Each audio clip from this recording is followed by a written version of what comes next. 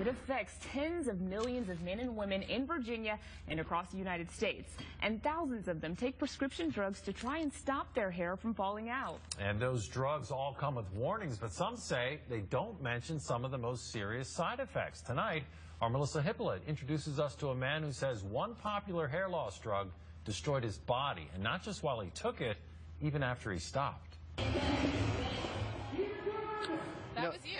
That was me. On the outside looking in. I think people liked my class. That's how Matthew Dershowitz sees his life these days. Yeah, I used to make people do push-ups. Up until a month ago, the 35-year-old taught fitness classes here at the Gold's Gym in Arlington, worked as a teacher in an area hospital, and had a successful tutoring business. And I was running around town and loving life.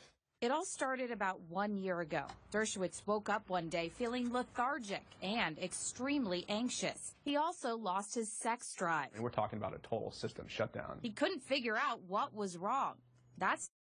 He says he went online and searched for information about a drug he'd been taking for more than 10 years. I mean, my heart sank. Dershowitz started taking the hair loss drug Propecia when a dermatologist told him he was losing hair. When I was 23 years old, which 23-year-old wants to lose their hair? He says his doctor recommended it. We talked about side effects, and she assured me it was very safe, and like all drugs, you could stop it, and at any time you'd be okay. But Dershowitz says he has not been okay. He says he stopped taking the drug in December of last year, hoping his symptoms would go away. But in fact, he says, they only got worse. My arms, which used to be pumping out of my shirt, my body is completely atrophied. I lost 20 pounds in just over 3 months. This email shows a neurologist in New York City diagnosed Dershowitz with post-finasteride syndrome. Finasteride is the clinical name for Propecia. We have no way to reverse this. Dr. Michael Irwig is an endocrinologist at George Washington University.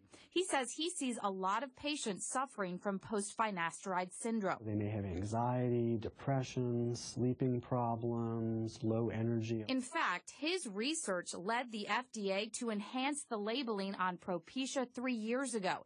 It now requires the drug's maker, Merck, to include persistent sexual side effects on its labels. But he says those labels need the FDA's strongest warning to address other life-altering side effects he says he's uncovered through his research, including serious depression and suicide. I'm aware of, 5 to 10 suicides which have been associated with this medicine. Irwig also points to a study just released by Northwestern University School of Medicine and published in the Journal of the American Medical Association that raises questions about the clinical trials Merck conducted prior to first releasing Propecia. It found that all of these trials did such a poor job at risk and its safety.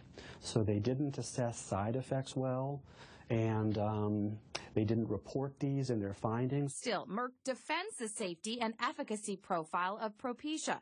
In a statement provided to CBS 6, a spokesperson wrote, quote, Merck conducted well-designed clinical trials and stands behind the results, which were reported to the FDA and regulatory agencies around the world, end quote. I'm ready to beat this. Dershowitz still holds out hope that he'll one day return to his old self. This is me right over here.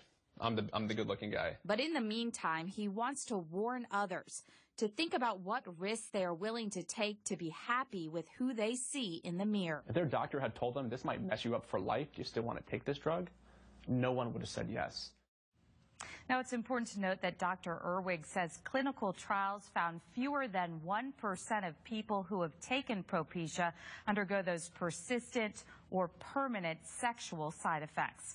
Working for you tonight, I'm Melissa Hippolyte for CBS 6.